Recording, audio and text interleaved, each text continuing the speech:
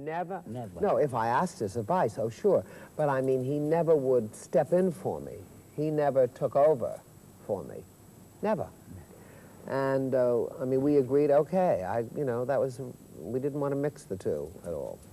And so, I mean, my struggle with Warner was that he made terrible films that he wanted to put me in. Really awful. One of which was with Ronald Reagan. But you didn't do it. I didn't do it. I know. But they were terrible scripts.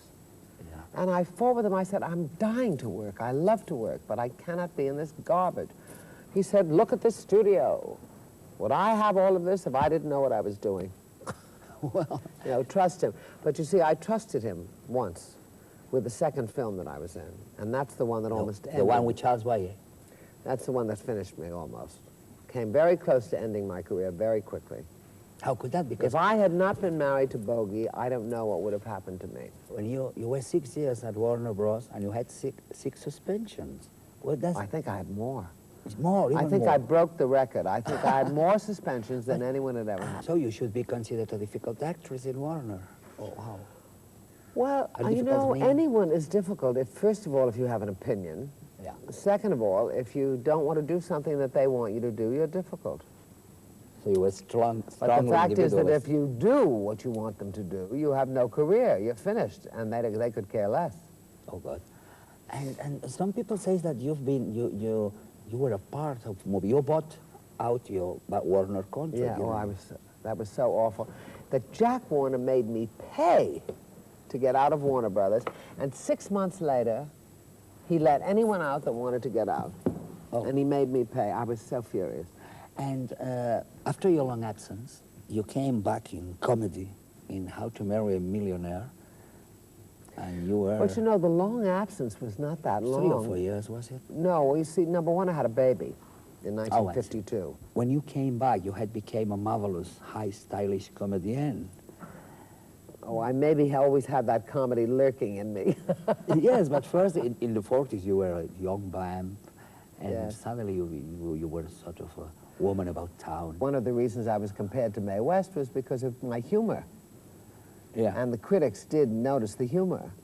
And humor has always been such an enormous part of my life. I mean, of my personality, it just comes out of me. It's the way I think, and it's the way I am, and I couldn't live without it. In that How to Marry a Millionaire film, well, you were with another great Hollywood lady, which is Marilyn Monroe. How you remember Betty her? Grable. Don't overlook Betty Grable. No, I don't. Betty Grable was terrific. Was she? Terrific. She was terrific. She was a terrific human being to begin with. She was great fun.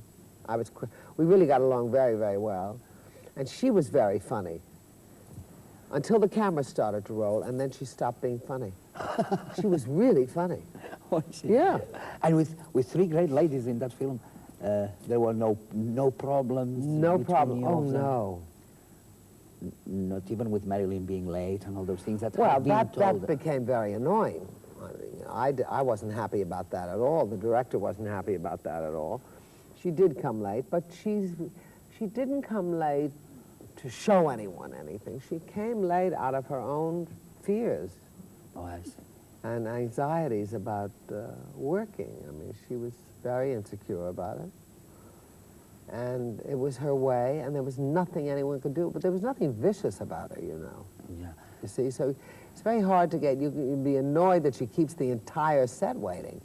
Extras not caring, you know. Yeah. But in a way, she was disarming because it was not, she was just a very self-involved human being. And she was not, there was no meanness in her, she just...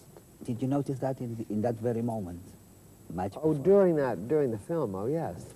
Well, it was very clear that she was very self-involved. And another great comedy of yours, which is Deciding Woman. You played that film in a very sad moment of your life, which is after Bogart's death. No, well, it was actually during. Or during. The last few months of his life, yeah. And you had to make laugh in a moment which was very sad to you. How do you remember this film? Well, I loved the film. I adore it. And in a way, the film saved me, because I had to work and I had to play comedy. So my mind had to be taken away from